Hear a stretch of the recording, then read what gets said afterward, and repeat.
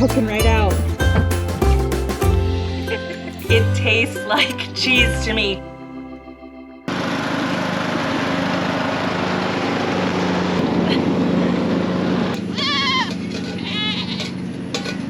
Good morning. How you doing, Miss Tori? Good morning, girls.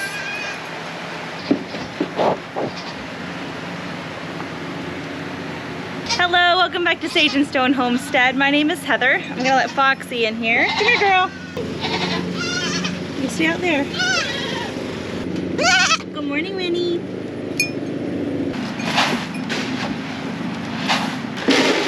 I have made the decision recently to dry 5 of the 8 does off that I had been milking every single day. And that's simply because of overwhelm. So this time of year, we're still milking a lot of goats. I like to milk goats year round for fresh milk, but also things like the grass are needing tending to a couple times a week. The gardens are really starting to take off and flourish. We just now started harvesting tomatoes and peppers out of the greenhouse, and I know that the garden is going to be much more demanding from here on out until the first frost, and I need to kind of cut back on what I'm doing with my goat's milk. This little girl, her name is Foxy. She is our most recent acquisition to our herd. She is a Nigerian dwarf, and she did come to me in milk. Ultimately, what I'm trying to do with my herd so that we can stay in milk year-round is to have my Nigerian dwarves that do cycle year-round reliably to basically concentrate their milk production to be over the fall and winter and save the springtime milk for some of my larger capacity goats. So I have decided that I'm drying off Foxy as well as Tempest and a few other goats that I'm not getting the capacity out of to make it worth it, and that's fine. So we'll go over who I'm milking and who I'm not and exactly how much milk we're getting now. When it comes to drying off goats, what I do is basically just cold turkey. So it has been a while since all of these does gave birth. It's not that I'm asking them to dry off, you know, within a couple months since kidding. I only milk once a day, which already kind of cuts back on their milk supply. And so I just kind of stop milking them when I'm ready to be done milking them. But what I will do as they're drying up is I will get my hands on their udder every day while they're drying up, just to make sure that things are not super rock hard. I don't want the udders to be hot, and I want to look at them and make sure that they're not leaking, because that's where mastitis can creep in. If they're so engorged that they're starting to leak milk, the bacteria can enter the teat canal that way, and that can be bad news. So Foxy here, she looks really good. So we are going to dry off little Miss Foxy here, and she will not be in milk again until fall 2025. I have been bringing her up on the stand anyway, just because she was the last goat that I introduced into the herd. She is one of the smaller goats that I have. She's very, very low on the totem pole as far as the goats hierarchy, and she does get bullied out of the feed bowl. So she's only a yearling. She's got some growing left to do. I want her to grow well and make sure she gets enough protein in her body in order to combat things like parasites. So I have been putting her on the stand just so she can get a meal in, but she's done now.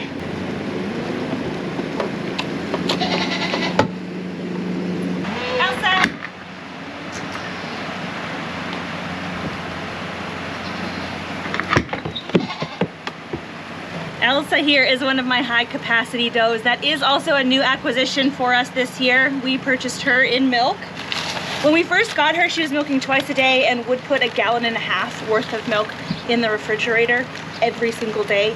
That is a lot, and I am super thrilled to have her capacity as part of our breeding program here, and she's very easy to milk. I just love her all around. Don't stamp your foot at me, man. Ooh. So normally I will use a machine to milk my goats. I have a Caprolite Herdsman. It's kind of big and clunky, and it is a little bit of it's not hard to clean, but it's just another thing to try to clean and keep up with. And I appreciate having it when I have a lot of milk that I am getting every single day. But where I'm only milking 3 goats now, I'm not worrying about the milker. I will pull it out again if I need to.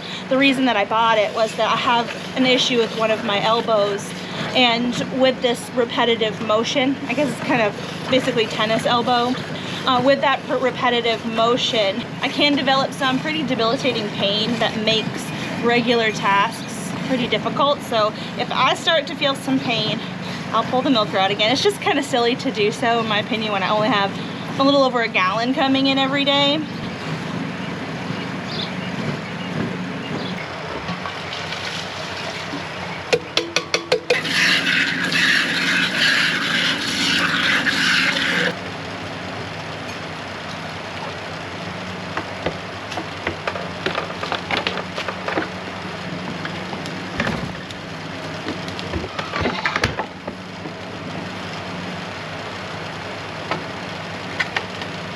Doe 2 out of 3 that I am continuing to milk is Christine, and this is more of an emotional decision than anything else. Christine is 9 years old, and her last couple kiddings were pretty tough on her. I decided to retire her.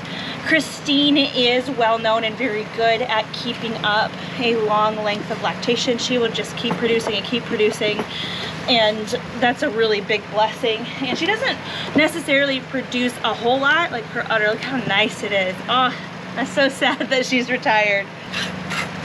But I plan to milk Christine as long as I can into her retirement, as long as her body condition stays good and as long as she tolerates it. So, but she's incredibly easy to milk. The milk just falls right out of her, and she comes up on the milk stand really readily. She's just a joy to milk. So even though her capacity is a little lower, I do not mind.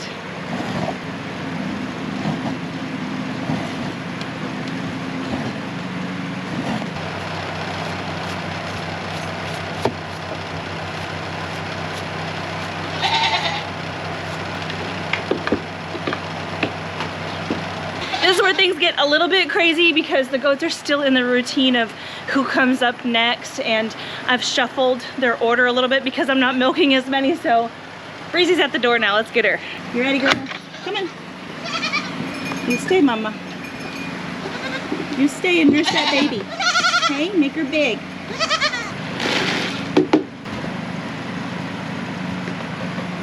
And last but certainly not least is Miss Breezy.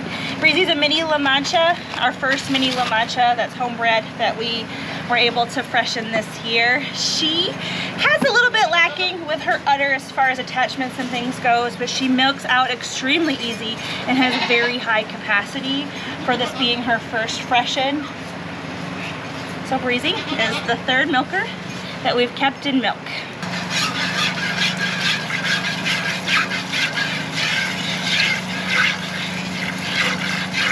I've hand milked Breezy a few times, but she's more used to being machine milked in her milking career. Plus this is her first freshen, and first fresheners can be a little bit kicky and steppy, so she's really good though for all things considered. Breezy has a really soft udder. It's one of those udders that is often described as latex glove softness. It's amazing. It's something that our buck Havoc tends to throw onto his daughters, and I love it. Even though their attachment is a little bit lacking, I can work with that and breed them to a buck that has better attachments, but you can't beat that softness and that capacity when it comes to hand milking. Awesome. See, she just deflates to nothing.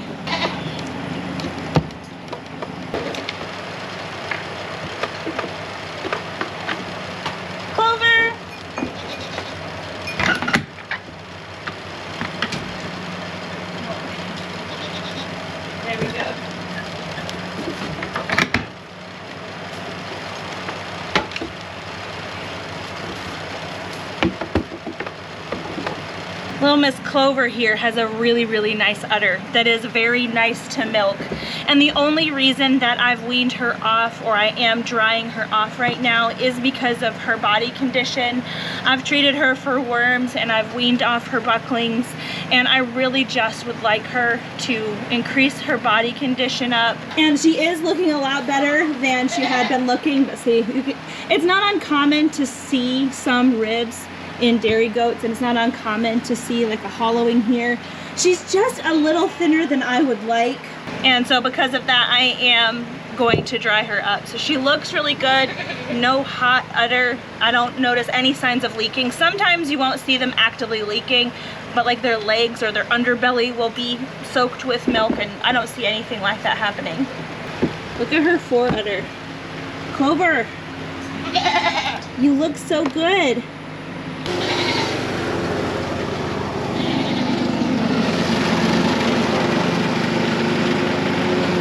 Because I want to make sure that she gains weight, she gets to eat her breakfast up here as well. Are you guys ready for yours? I'm gonna faked you guys out and came in the other way. Woo!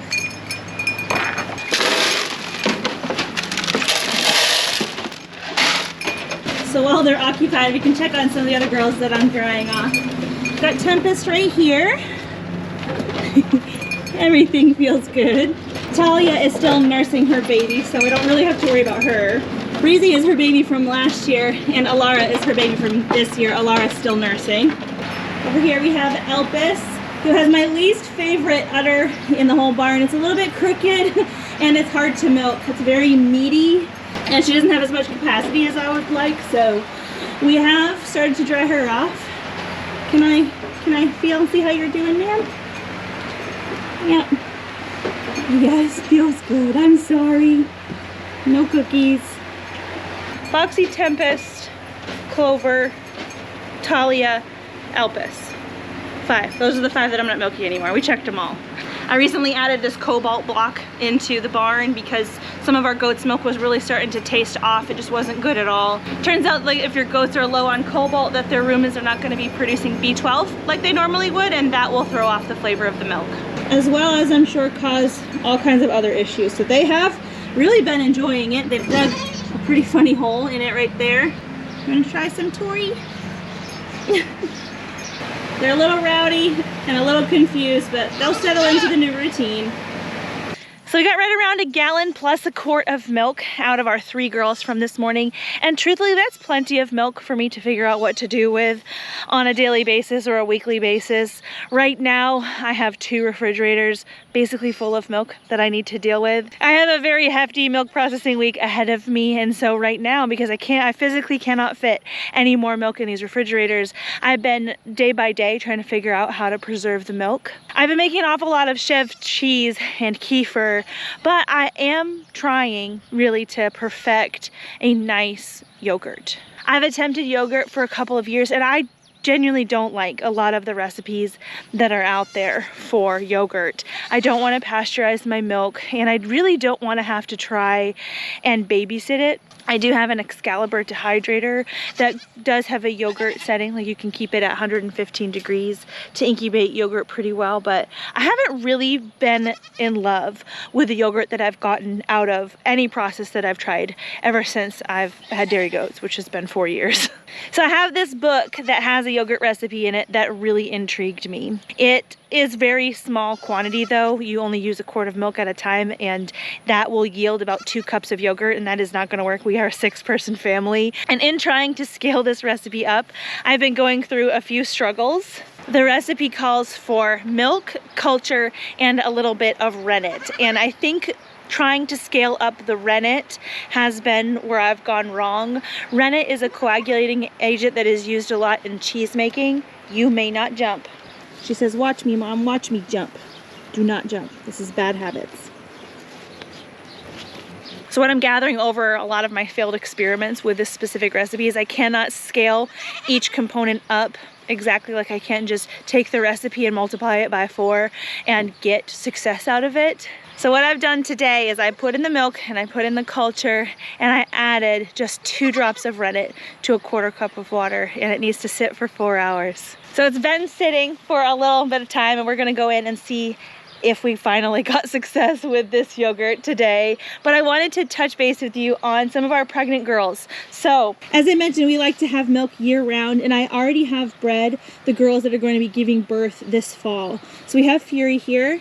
She is bred, well, I hope. She's a mini La Mancha, and I recently sent her blood off to get it tested for pregnancy. Fury is half La Mancha and half Nigerian, and I really wasn't sure the last time she was bred, if she was truly in heat. So just to make sure, I sent in her blood, but I kind of messed up and I sent it in during the 4th of July week. And the testing facility, the lab that we use, they do their testing on Thursdays.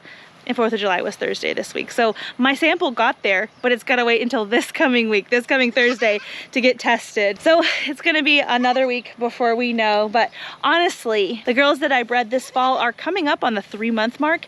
And it's right around that time that you can start to feel babies on the inside, from the outside. Here are the other 2 girls that were bred for fall babies. We have Stormy here. She was bred to our Nefarious. And then Margie was bred to Feral. I did not send either one of their blood in. I'm less concerned about them, mostly because I know for a fact that these guys do cycle year round. Stormy is a Nigerian dwarf, and Margie, I've had her for a while. She's a mini Oberhashley, mini Alpine of sorts, but I have experience with Margie, many years with her, and she does cycle year round, plus Margie's showing. They say lunch on the left, rugrats on the right, and if we can get behind her, you can see she's got a lot poking out on her rugrat side.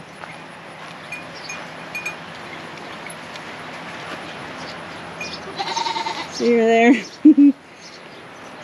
They're poking right out. Like I said, I've had Margie for a long time, and Margie's bred. I can tell just by looking at her. Stormy is going to be a first freshener too, and I think I have noticed that she is starting to develop a little udder bump. I have no idea if she's gonna let us get behind her. Can we get behind you? I mean, this end is really the cutest. We're just curious about the other side. Just curious. She's not gonna let me. Here, come here. See, she's poking out pretty good on the baby side too, but it's harder to tell with Nigerian dwarves. Some of them are just round. There we go. Could you see it? It's a little bit easier to feel at this point than to see. I don't really want to irritate her too badly, but I'm pretty sure she's getting a little udder bump going on. And with first fresheners, you can really start to see it a couple months before they give birth.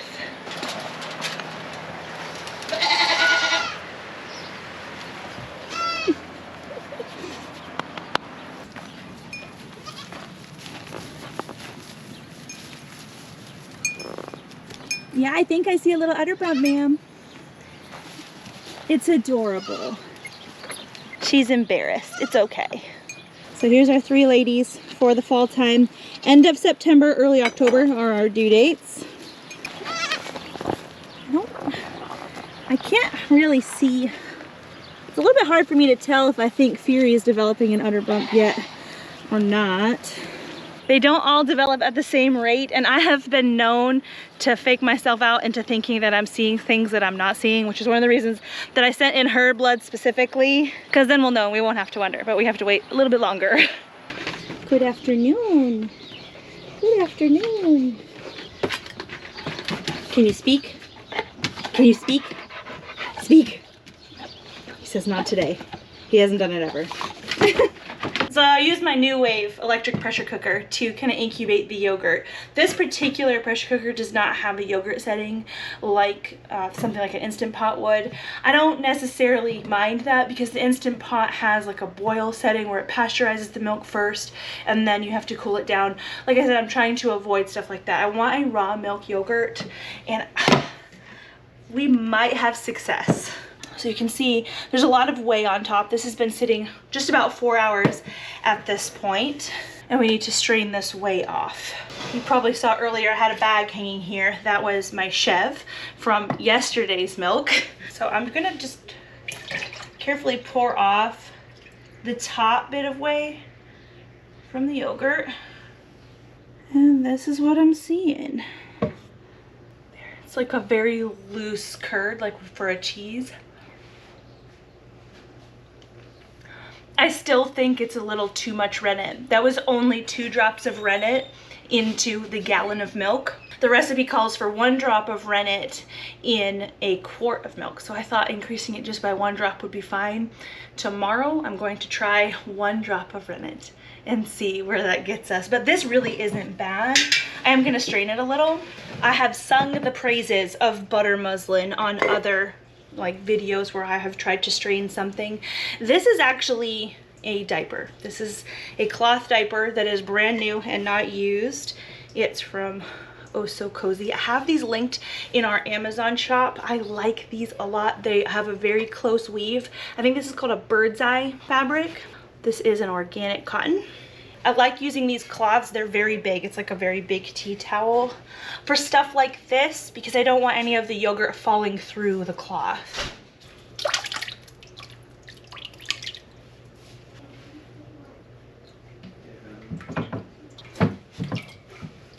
So I could leave this up here until the whey really stops flowing at all, and we would have kind of like a yogurt based cheese, kind of like a cream cheese. But I really do want the end result of what we get here to be yogurt. So I'm not gonna strain it until all of the whey is gone, maybe just until it slows down. And see, even with drying off the girls, we've got plenty of whey to use in all kinds of recipes.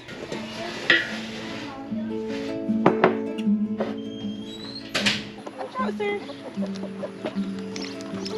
Watch out. He's gonna drink it. That's okay, he can drink it. They always drink it. Oops. Sorry, Chippy. He got it on the head.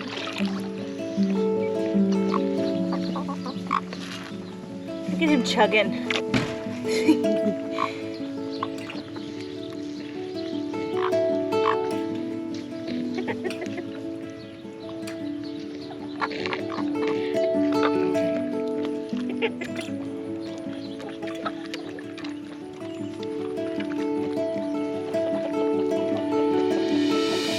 You guys might be able to see on camera, Cole has a foggy eye on this side. He's currently being treated for pink eye. Shoot, slow down, sir. Oh my goodness, they love it. It's good for them. This extra whey that I do not have the time to deal with is great to feed back to the animals or to put in the garden. If you put it in the garden, you do want to dilute it though, but we don't have to dilute it to put it back into the goats. Here, let's leave some for the chickens. Come on, let's leave some for the chickens. You've had like a half gallon. Come on.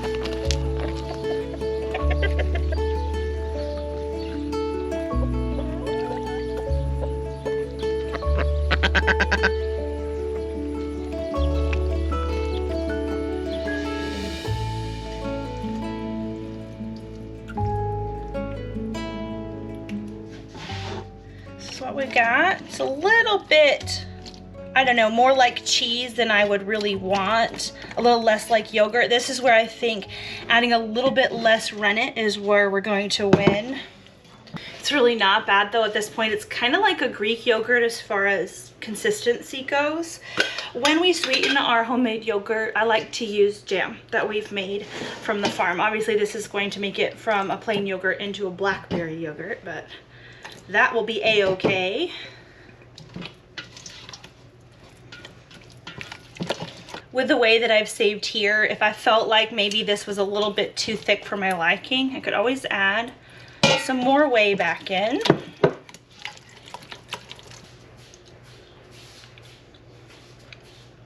This is very, very good. It's hard for me to call it yogurt. It tastes like cheese to me. I did use a yogurt culture, but I think it's the extra drop of rennet that makes it just seem more like cheese to me. I have had this recipe work when I have used it as written, like with just a quart of milk. But like I said, I'm gonna need more yogurt than that. So I'll keep working on this recipe. If you have any tips, I would love to hear them. When I perfect it, I'll be sure to let you guys know.